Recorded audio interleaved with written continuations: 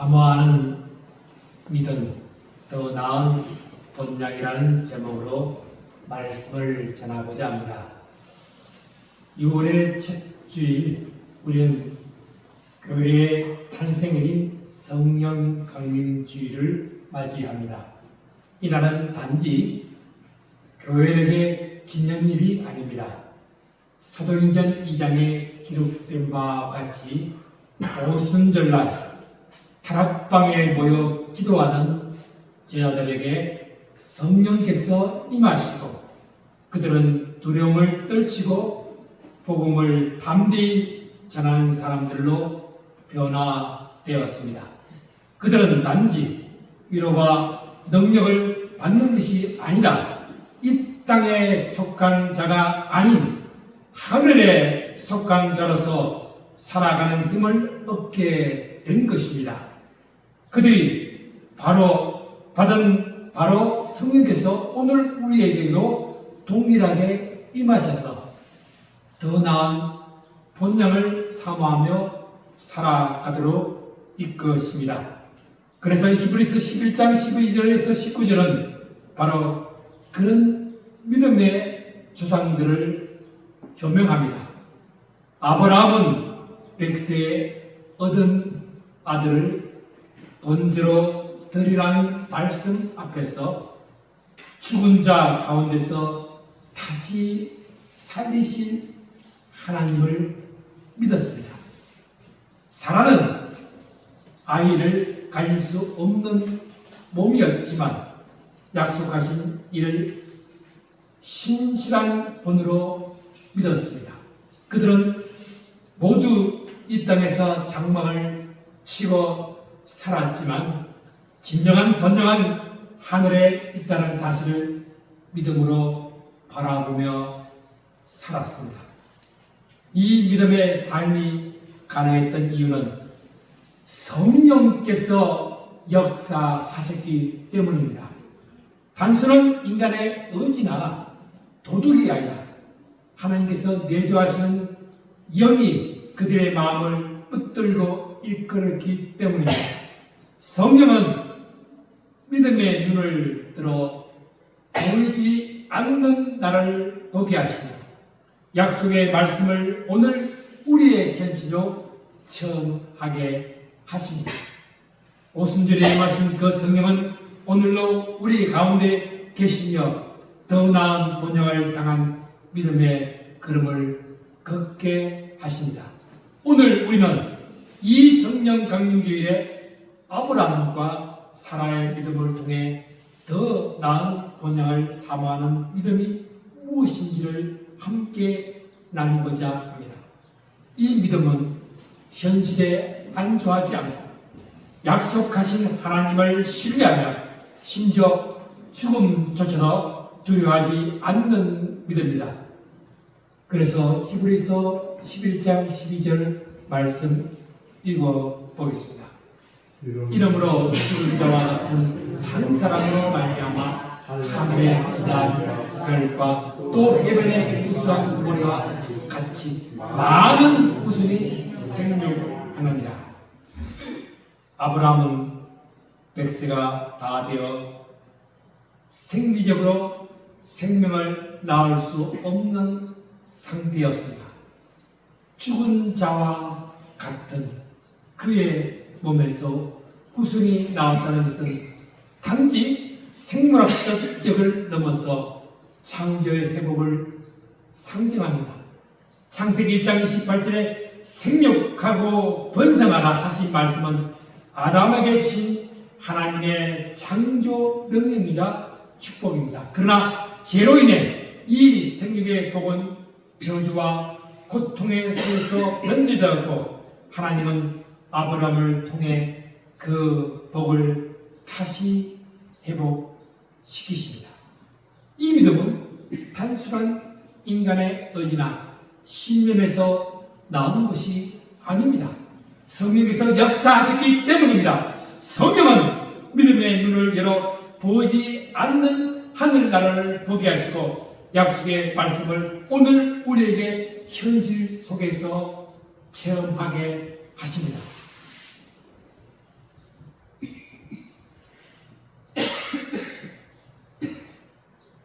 죄로 인해 깨어졌던 이 생육의 복이 아브라함과 사라를 통해 회복되고 메시아의 오심을 준비하는 복의 혈통이 이어진 것입니다. 예수 그리스도를 통해 우리는 하나님의 자녀가 되었습니다. 그 이름을 믿는 자에게는 하나님의 자녀가 되는 권세를 주셨습니다. 썩지 않고 더럽지 않고 쇠하지 아니하는 유업을 있게 하고 하늘에 간직하신 것입니다. 성령을 통해 하나님과 동행하는 삶을 살아가는 것입니다. 이것은 바로 하늘의 복, 임마누엘의 복, 영원한 복입니다. 그래서 13절 말씀 읽겠습니다.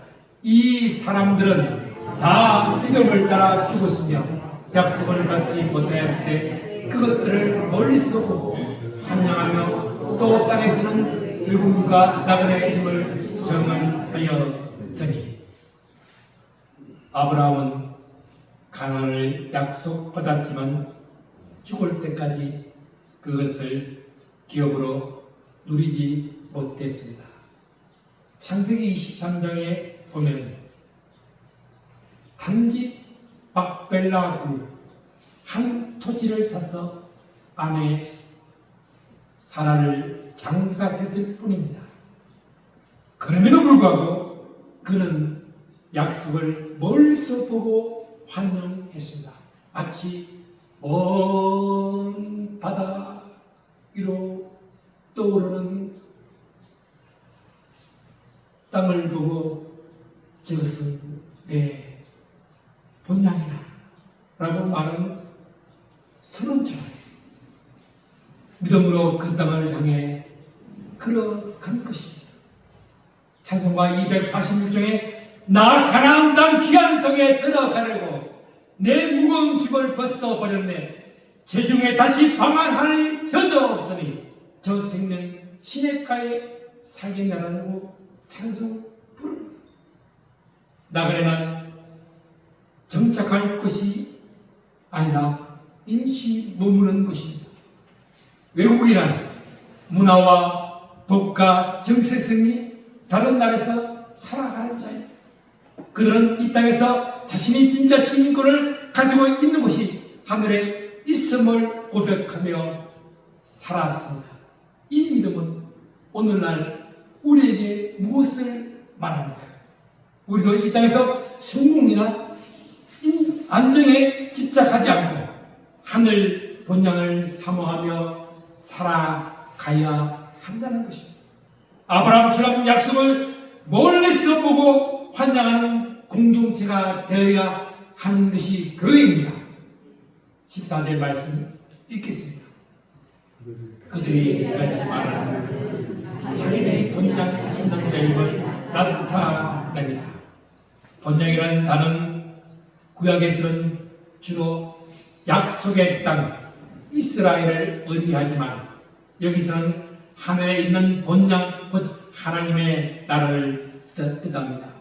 이 땅에서 하나님 나라를 향해 살아가는 삶과 하늘에서 완성될 하나님의 도성을 함께 말하고 있습니다. 성경은 우리로 하여금 돌아갈 수 있었던 과거의 삶이 아니라 앞으로 나아가야 할 하나님의 나라를 바라보게 하십니다. 지금 우리가 처한 세상은 혼란과 불안으로 가득하지만 성령은 우리가 더 나은 본향을 사모하게 하시며 믿음의 발걸음을 앞으로 옮기게 하십니다. 그래서 15절 16절 말씀 읽겠습니다. 그들이 나음과 본향을 생각하였더라면 돌아갈 기회가 있으려니와 그들이 이제는 더 나은 본향을 사모하니 그 하늘에 있는 것이다. 이름으로 하나님은 그들의 하나님이라 일컬음을 받으심을 부끄러워하지 아니하시고 그들을 위하여 한승을 예비하십니다. 본향이라는 단어는 한편으로는 아브라함이 떠나온 갈대아 우르의 땅을 의미하지만 히브리서 기자는 이것을 영적인 차원으로 확정시키고 하늘에 있는 더 나은 본향으로 해석합니다. 그들은 땅의 가나안보다 더 크고 완전한 하나님의 나라, 새 하늘과 새 땅을 사모했다는 점입니다. 하늘에 있는 번영이란 단지 하늘나라라는 추상적인 개념이 아닙니다. 이사야서 65장에는 새 하늘과 새 땅이 등장하며 거기에는 눈물도 사망도 애통도 없습니다. 요한계시록 21장 2절에는 거룩한 성 새 예루살렘이 하나님께로부터 하늘에서 내려온 것으로 묘사하고 있습니다.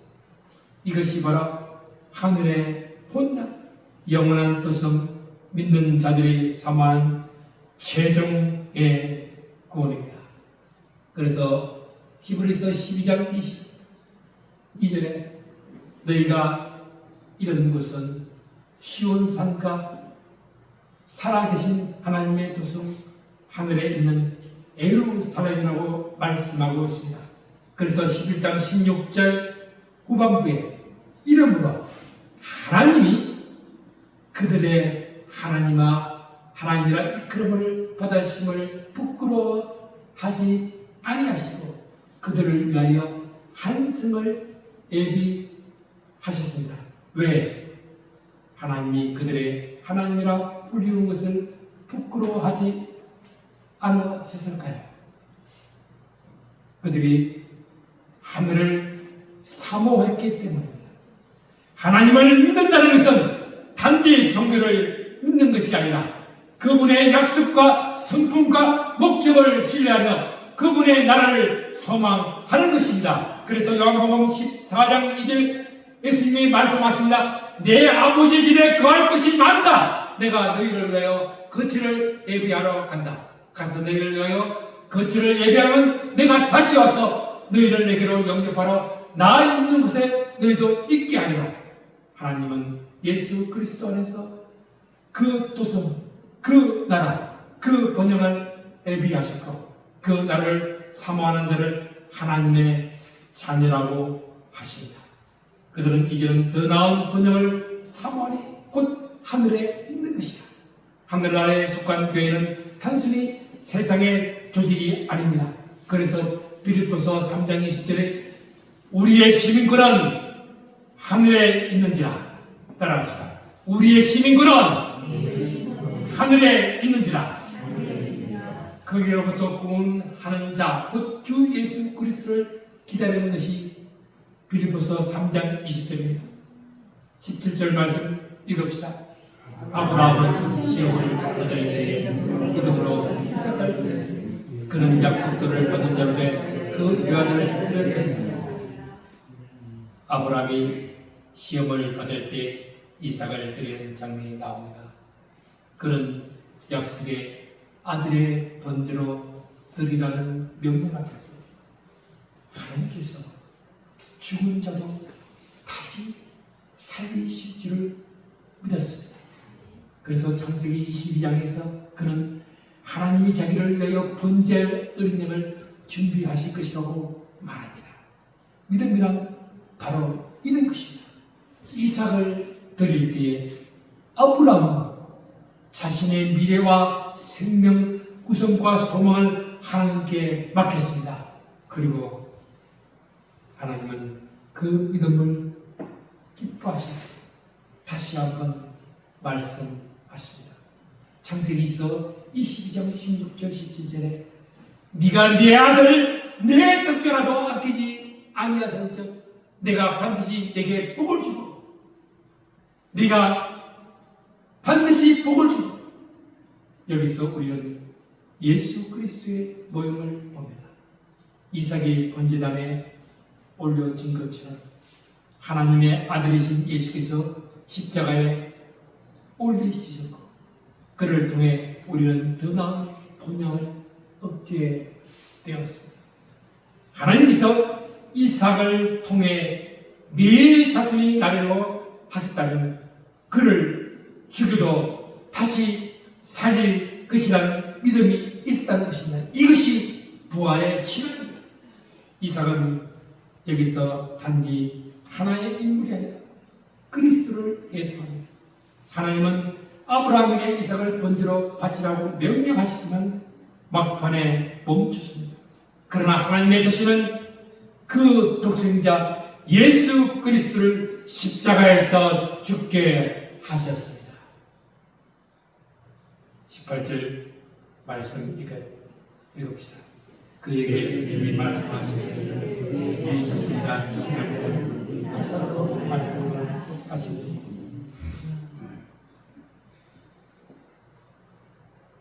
네 자손이가 칭할 자는 이삭이라 하신 하나님의 말씀을 인용합니다.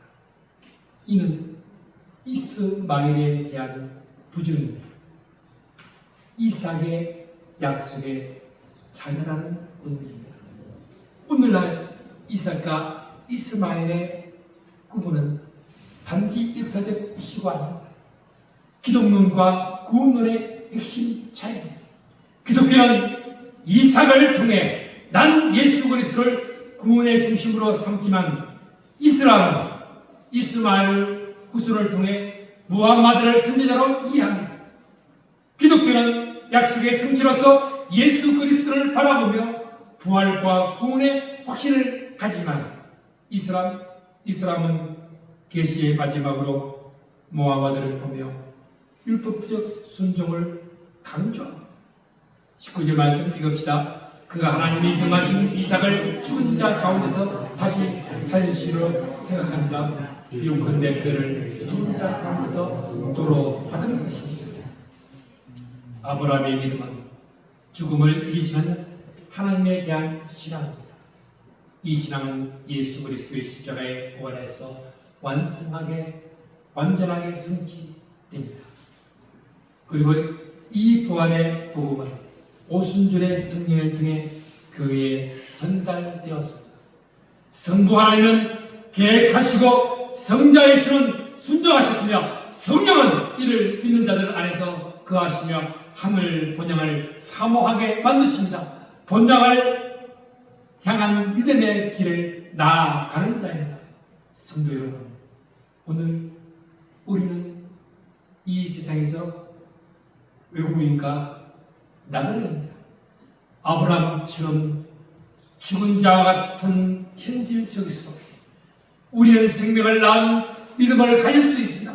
약속을 멀리서 보고 환영하며 하늘의 번영을 사모하며 살아가야 합니다. 교회는 세상에 정착하지 않고 세상을 거쳐 하늘을 향해 나아가는 순례자들입니다. 성령 강림은 이 순례자의 여정에 도우시는 보혜사며 능력을 주시는 분이십니다. 사랑하는 여러분, 성령 강림 주일에 우리가 기억할 것은 단지 과거 오순절 사건이 아닙니다. 오늘 우리 안에 내주하시는 성령께서 우리를 하늘 본향으로 이끄신다는 사실입니다. 우리의 신인권은 하늘에 있으며 우리의 끝은 예수 그리스도 안에 있습니다.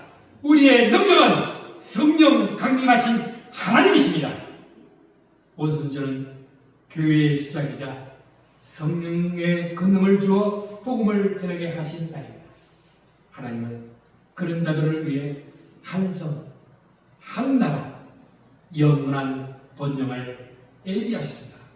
그리고 말씀합니다. 나 있는 곳에 너희도 있게 하리라. 이 땅에 매지 마십시오.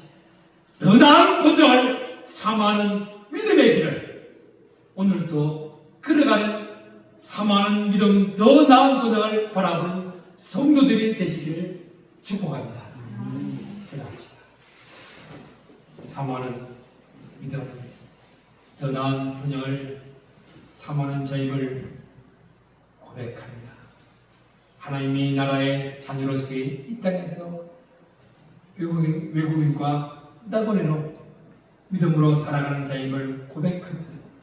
주님이 예비하신 성에 들어갈 때 기쁨으로 할렐루야 찬송과 함께 나아가는 하나님의 자녀임을 고백하며 하나님 품으로 나아가게 하여 주옵소서.